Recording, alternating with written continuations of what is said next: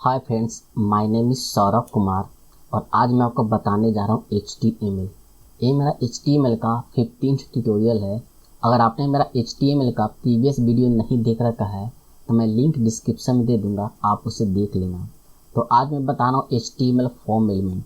मैंने previous video में बताया था input element and type of input element.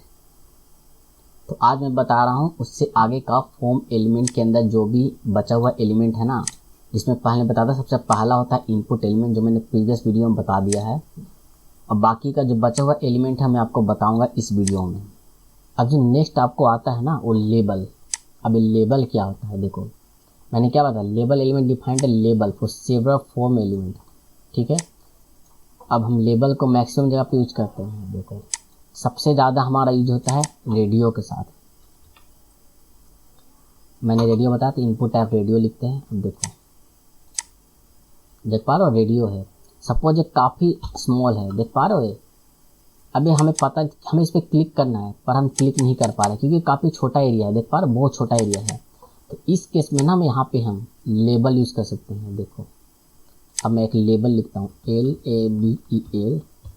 ठीक है, इस लेबल के अंदर ना मैं इस इनपुट को रख दूँगा लेबल के बीच में।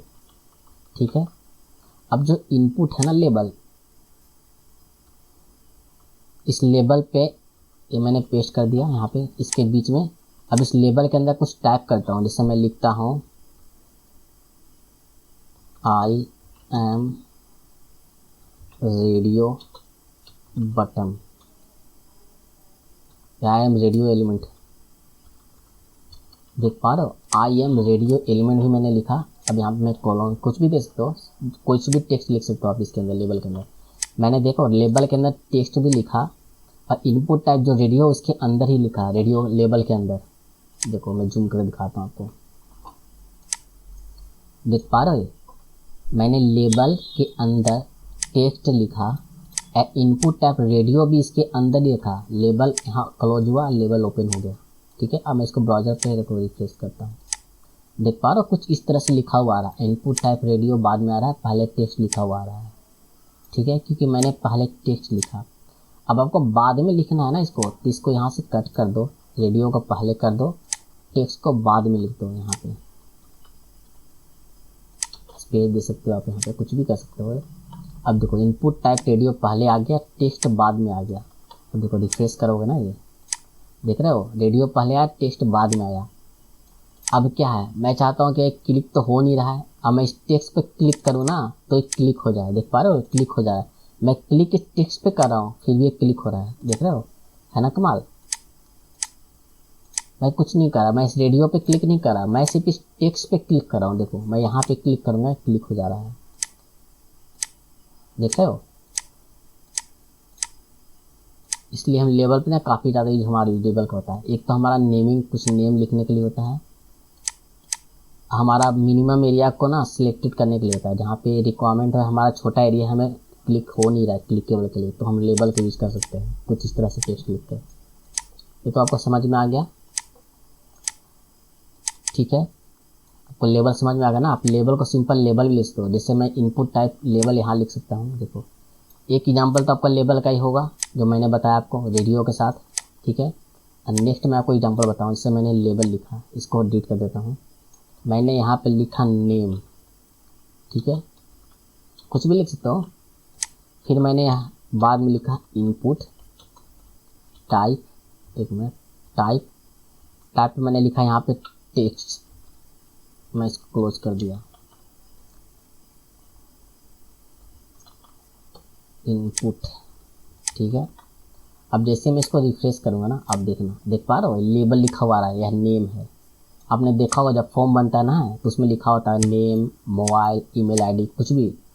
इसी तरह से मैं नेक्स्ट बनाता हूँ आपको। यहाँ पे मैं BR लगा लेता हूँ ताकि नेक्स्ट लाइन में जाए नहीं। ठीक है, मैं इसी को कॉपी कर लेता हूँ, सेम नीचे में पेस्ट करता हूँ। अब नेम की जगह मैं यहाँ पे करता हूँ ईमेल, टाइप में मैं डाल देता हूँ ईमेल। अब देखना, जैसे मैं रिफ्रेश करूँगा ना, आप देख पा रहे हो नेम, ईमेल, कुछ इस तरह से फॉर्म होता है आपका, कॉन्टेक्टस फॉर्म होता है या कहीं भी फॉर्म होता है आपका। देख पा रहे हो, ये ऐसा ही बनता है आपका, लेबल होता है, टेक्स्ट होता है। ये तो आपको समझ में आएगा लेबल क्या है। अब जो नेक्स्ट आपको बता रहा हूँ वो आपका है सिलेक्ट। अब ये सिलेक्ट क्या है,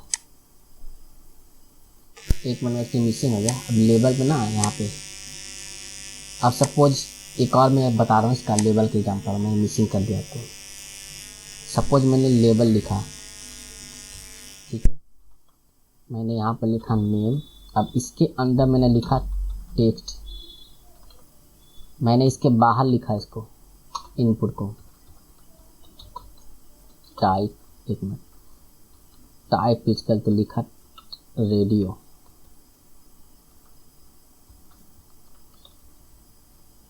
मैं बार बार टी क्यों मिसिंग कर दे रहा हूँ यार, टी मिस हो जा रहा है। ठीक है, TYPE, ठीक है, इनपुट टाइप रेडियो। देख पा रहा हूँ मैंने लेबल लिखा, इनपुट टाइप रेडियो लिखा, ठीक है। अब देखो मैं इसको जूम कर रहा हूँ, देख पा रहे हो। अब मैं इस पर क्लिक कर रहा हूँ ना, ये रेडियो क्लिक हो नहीं रहा है, देख रहे हो। सपोज कहीं पे आपका रिक्वायरमेंट हुआ कि आप जो रेडियो बटन है ना वो लेबल के अंदर नहीं रख सकते हो, बाहर में ही रखना होगा, फिर भी आपको चाहिए कि लेबल पे मैं क्लिक करूँ, रेडियो बटन क्लिक होना चाहिए। अगर आपको रिक्वायरमेंट ऐसा हो गया तो आप कैसे करोगे? उसके लिए ना आपको सिंपल सा इनपुट का एक आईडी दोगे यहाँ पे। इस आईडी को जो नाम दोगे ना आप आईडी का, जैसे सपोज मैंने आईडी का नाम दिया R1, ठीक है। तो इस लेबल पे ना आपको 4 तरह के एक एट्रीब्यूट होता है, FOR एक एट्रीब्यूट है लेबल का। इस 4 के अंदर आपको आईडी का जो ये नाम है ना, सेम नाम आपको इसके अंदर रखना है, F4 के अंदर देना है जो नाम है।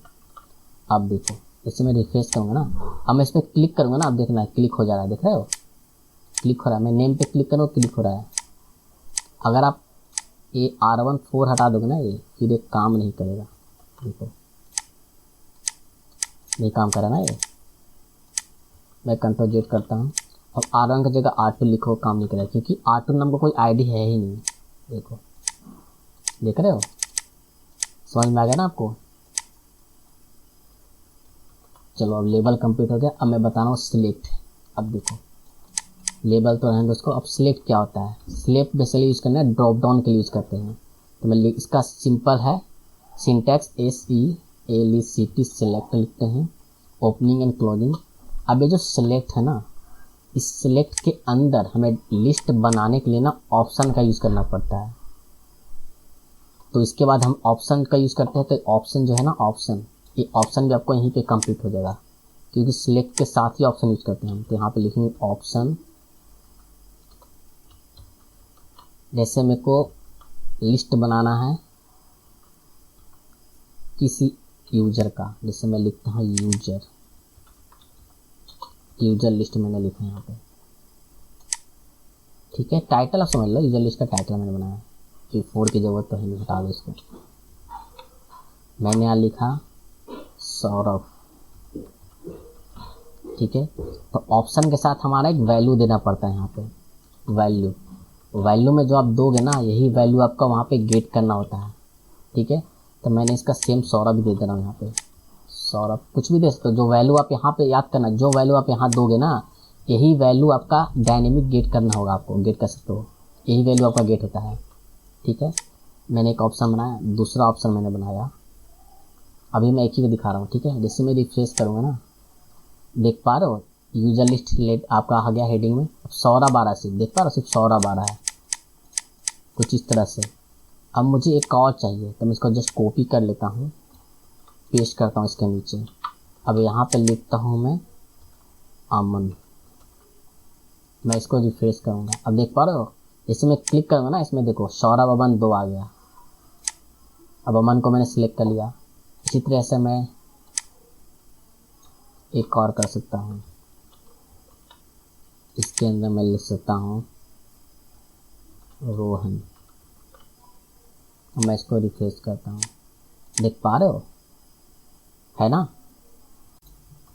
अब मैंने ऑप्शन बता दिया आपको, मैं बताने जा रहा हूँ ऑप्शन ग्रुप। तो ऑप्शन ग्रुप का यूज़ क्यों करते हैं? देखो सपोज मुझे रिक्वायरमेंट हुआ इसको ग्रुप करने का, कि मेरे पास यूज़र का 2 ग्रुप हो, एक ग्रुप में फीमेल आना चाहिए, दूसरे ग्रुप में मेल आना चाहिए। तो उसके लिए हम ऑप्शन ग्रुप का यूज़ करते हैं। देखो मैंने बताया था ना ऑप्शन ग्रुप।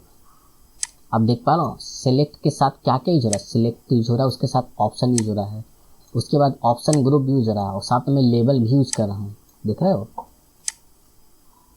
तो मैं ऑप्शन ग्रुप लिखता हूँ इसके अंदर, यहाँ पे लिखता हूँ option group opening and closing. अब इसके अंदर ना ग्रुप को, ऑप्शन का ग्रुप है तो यानी ऑप्शन को इसके अंदर रखना होगा, एक ग्रुप हो गया आपका, ठीक है। अब इसके अंदर ना आप यहाँ पे लिखो लेबल, इस लेबल के अंदर मैं नाम देता हूँ मेल,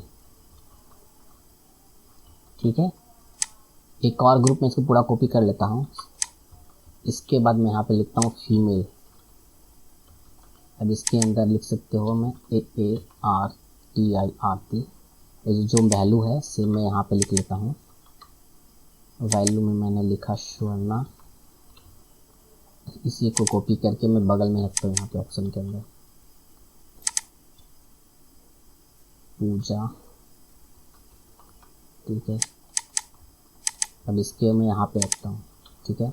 अब देखो जैसे इसको रिफ्रेश करोगे ना, अब देखना, देख पा रहे हो एक मेल का अलग से आ गया, फीमेल का अलग से आ गया, देख रहे हो। मेल के अंदर सौरभ अमन रोहन, फीमेल के अंदर आरती स्वर्णा पूजा, देख पा रहे हो कुछ इस तरह से आ गया, मेल फीमेल का अलग अलग, एक ग्रुप में मेल है एक ग्रुप में फीमेल है। समझ गया ना आपका कि ऑप्शन ग्रुप कैसे यूज होगा, आपका ऑप्शन कैसे यूज होगा, सेलेक्ट कैसे यूज होगा, लेबल कैसे यूज करते हैं, ठीक है। मैंने मेन आपको सारे चीज़ बता रखा है जितने भी है। अब एक बचा हुआ आपको टेक्स्ट एरिया, ठीक है। तो इसको मैं रिमूव करता हूँ, अब टेक्स्ट एरिया बताता हूँ, सारे हटाता हूँ मैं आपको, लेबल को रहने देता हूँ। यहाँ पे लिखते हैं नेम या मैसेज लिखते हैं, मल्टीपल लिखना ना, MESSAG मैसेज। अब हम लिखते हैं टेक्स्ट एरिया। अब देखो टेक्स्ट एरिया का यूज क्यों होता है, देखो बेसिकली टेक्स्ट एरिया का यूज करते हैं मल्टी लाइन के लिए, मल्टी लाइन टेक्स्ट के लिए। देखो जैसे मैं इसको रिफ्रेश करूँगा ना, अब देख पा रहे हो कुछ इस तरह से दिख रहा है, मैंने एक लाइन में लिखा, मैं इसको नीचे भी लिख सकता हूँ, देख पा रहे हो मल्टी लाइन आ रहा है, देख रहे हो मल्टी लाइन आ रहा है, इसमें कितने भी लाइन आप लिख सकते हो, देख रहे हो। मैं कुछ भी लाइन लिख रहा हूँ, देख रहे हो ये मल्टी लाइन आपका आ रहा है। ये हमारा टेक्स्ट एरिया मल्टी लाइन के लिए यूज होता है, देख रहे हो, देखो इसलिए हम टेक्स्ट एरिया यूज करते हैं। आप इसका यहाँ से ना रो एंड कॉलम भी सेट कर सकते हो। यहाँ पे लिखो रोज, रोज के अंदर आप लिखो 4, कुछ भी लिख सकते हो जितना आपको सेट करना, 4 कॉलम में सेट कर रहा हूँ 6। अब देखना 4 रो हो जाएगा 6 कॉलम होगा, देखना देख पा रहे हो 4 रो हुआ 6 कॉलम होगा। अब मैं कॉलम को थोड़ा, रो को थोड़ा बढ़ा लेता हूँ, मैं रो को करता हूँ 8,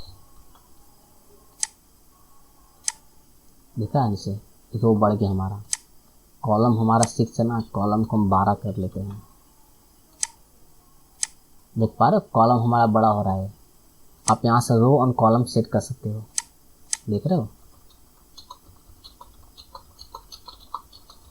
ठीक है। समझ में आपको आ गया, आपको समझ में आ गया टेक्स्ट बॉक्स। अब जो हमारा नेक्स्ट आता है ना, आपको उसको लिखते हैं बटन। देखो मैंने इनपुट के साथ भी बटन बताया था, ठीक है। एक और बटन बता रहा हूँ जो सिर्फ बटन्स लिखते हैं। देखो मैंने बटन ओपन किया, बटन क्लोज किया, अब देखना ये बटन बन जाएगा आपका, देख पा रहे हो, पर कुछ लिखा हुआ नहीं आ रहा है। तो यहाँ पे लिखने के लिए ना हमें इस बटन के बीच में कुछ लिखना होता है हमें, ठीक है। तो यहाँ पे हम लिखेंगे क्लिक मी। अब देखो देख पा रहे हो ये बटन आपका, अगर ये फॉर्म के अंदर होगा ना तो सबमिट, इसमें आपको कुछ टाइप देना जरूरत नहीं है। उसमें हम लिखते थे टाइप में हमारा 2 टाइप का होता है, एक सबमिट बटन होता है, एक बटन होता है नॉर्मल बटन। पर यहाँ पे ना आपको ज़रूरत नहीं है टाइप लिखने का। अगर आप फॉर्म के अंदर रखोगे ना तो ये आपका सबमिट की तरह काम करेगा, फॉर्म के बाहर रखोगे ना तो नॉर्मल बटन की तरह काम करेगा आपका। समझ में आ गया आपको। अब हमारा नेक्स्ट जो है ना उसको बोलते हैं फील्ड सेट। वे फील्ड सेट क्या है, देखो बेसिकली फील्ड सेट जो यूज होता है ना हमारा ग्रुप ऑफ एलिमेंट होता है इसका। देखो मैं यहाँ पे लिखता हूँ फील्ड सेट, अब मैं इसके अंदर लिखता हूँ यहाँ पे लेजेंड। एक फील्ड सेट के साथ ही हमारा लेजेंड यूज होता है। अब लेजेंड में लिखता हूँ यहाँ पे यूजर फॉर्म या कॉन्टैक्ट फॉर्म लिखता हूँ यहाँ पे CONTACT कॉन्टैक्ट फॉर्म।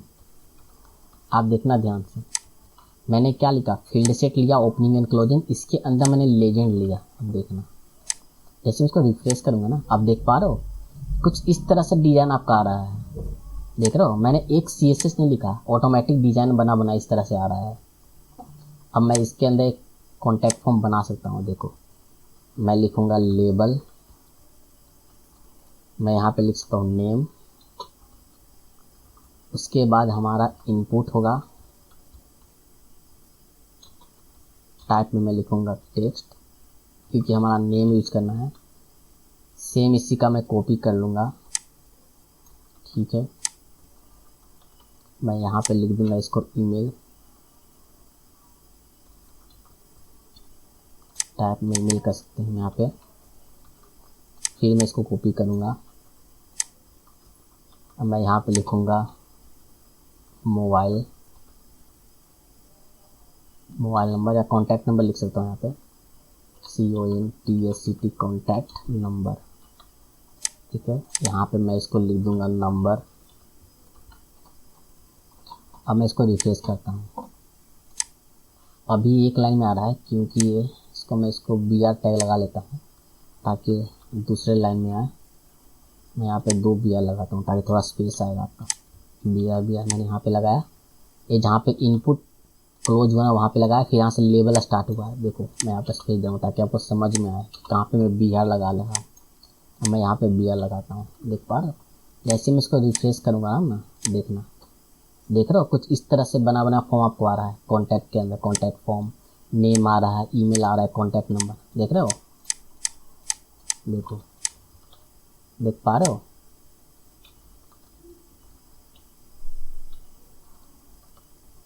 है ना आपका। इससे ही हम फील्ड सेट करते हैं। बेसिकली फील्ड सेट हम यूज़ करते हैं इसी तरीके का डिज़ाइन के लिए, कोई फॉर्म होगा, कॉन्टैक्टर्स फॉर्म या किस तरह बनाने के लिए। ये जो लेजेंड है ना, वो भी हम इसी के साथ यूज़ करते हैं। ये जो लेजेंड मैंने बताया था, मैक्सिमम आपको इसी साथ यूज होता है लेजेंड, और यूज कहीं नहीं होता है, ठीक है। अब हमारा जो नेक्स्ट आपको है, और मैंने क्या सारे चीज़ बता दिया, ऑप्शन बस डेटा लिस्ट बता दिया। हाँ, वो हमारा बचा हुआ एक डेटा लिस्ट। अब मैं नेक्स्ट बताता हूँ डेटा लिस्ट। अब डेटा लिस्ट क्या होता है, ठीक है। ऑप्शन मैंने बता दिया आपको, फॉर्म बता दिया, एक्शन बता दिया, फील्ड लिस्ट बता दिया।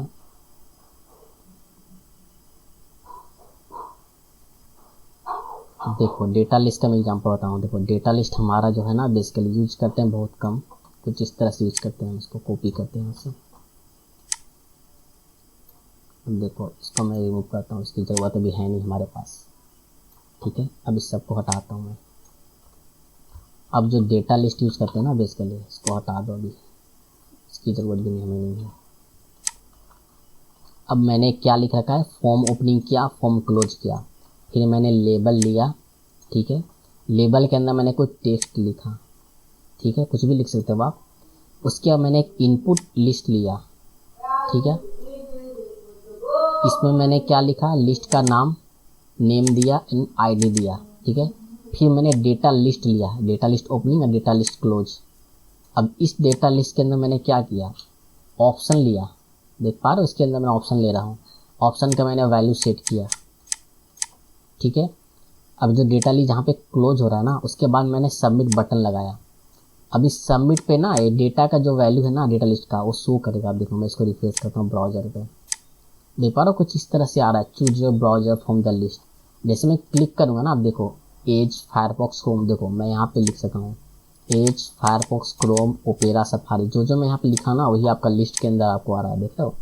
मैं कोई एक सिलेक्ट कर सकता हूँ, पर एक ही बार सिलेक्ट, दोबारा मैं सिलेक्ट नहीं कर सकता, देख रहे हो। सिर्फ एक बार सिलेक्ट कर सकते हो इसको। मैंने एक बार जो सिलेक्ट कर लिया ना, आप सबमिट करूँगा तो सिर्फ सबमिट हो जाएगा आपका, सिर्फ एक ही बार सिलेक्ट होगा, दोबारा आप सिलेक्ट नहीं कर सकते हो। अब दोबारा फिर से रिफ्रेश करोगे तो काम करेगा आपका, देख रहे हो। ये हमारा लिस्ट कुछ इस तरह से काम करता है। इसका बहुत कम यूज़ होता है, हमारा इतना यूज होता नहीं है, फिर मैंने आपको बता दिया। होप आपको मैंने जितने बताया फॉर्म का element, HTML element, input element का टाइप, वो सारे आपको समझ में आ गया होगा।